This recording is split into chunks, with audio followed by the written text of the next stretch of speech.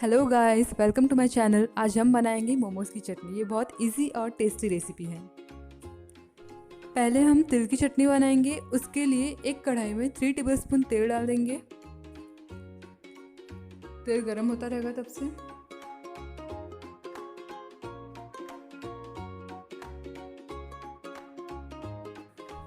तेल गरम हो चुका है। इसमें 20-25 लहसुन और एक अदरक काट करके डाल देना है। ऐसे अच्छे से चला लेंगे हम।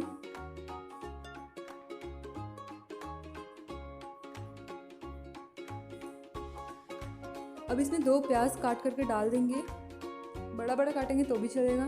और 100 ग्राम सफ़ेद तिल डाल देना है इसमें। इसे अच्छे से हम मिला लेंगे। इसे इसी तरह चलाते रहना है हमें, इससे ज़्यादा जले ना।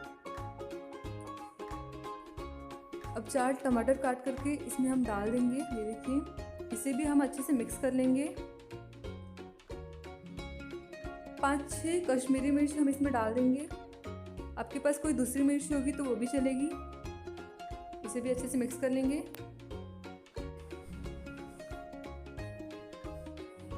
स्लो फ्लेम पर इसे चलाते रहना है। अब इसमें 1 चुटकी नमक डाल देंगे। इसे भी मिक्स कर लेंगे हम। और थोड़ा सा हल्दी डालेंगे, 1 चुटकी। ये ऑप्शनल है, आपको डालना है तो आप डाल सकते हो, फिर भी मैं यहाँ पे डाल रही हूँ आपको दिखाने के लिए। देखिए,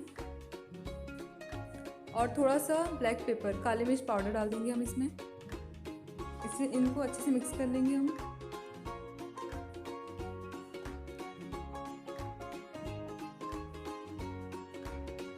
आप देख सकते हो ये अच्छे से पक गया है। मैंने इसे स्लो फ्लेम पर पकाया है।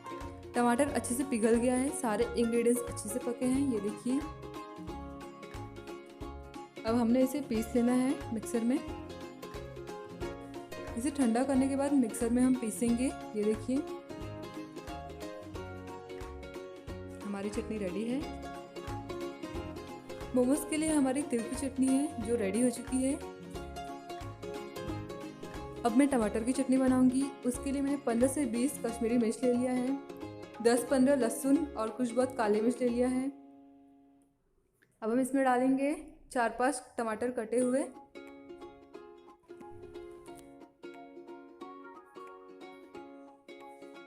इसमें थोड़ा सा नींबू निचोड़ लेंगे हम। ये देखिए, टेस्ट के लिए अच्छा रहेगा ये भी। थोड़ा सा नमक डाल देंगे टेस्ट के अकॉर्डिंग। आपको चाहिए तो आप बाद में और डाल सकते हो। 2 टीस्पून हम इसमें तेल डाल देंगे।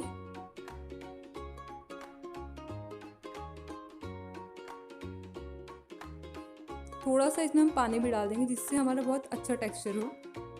ज़्यादा डार्क नहीं, थोड़ा लाइट। अब हम इसे पीसेंगे। ये देखिए, मैंने इसे पीस लिया है, आप देख सकते हो। मोमोज के लिए हमारी दूसरी चटनी जो टमाटर की है वो भी रेडी हो चुकी है। मोमोज के लिए दोनों चटनी रेडी है। Thank you so much guys ये वीडियो पूरा देखने के लिए।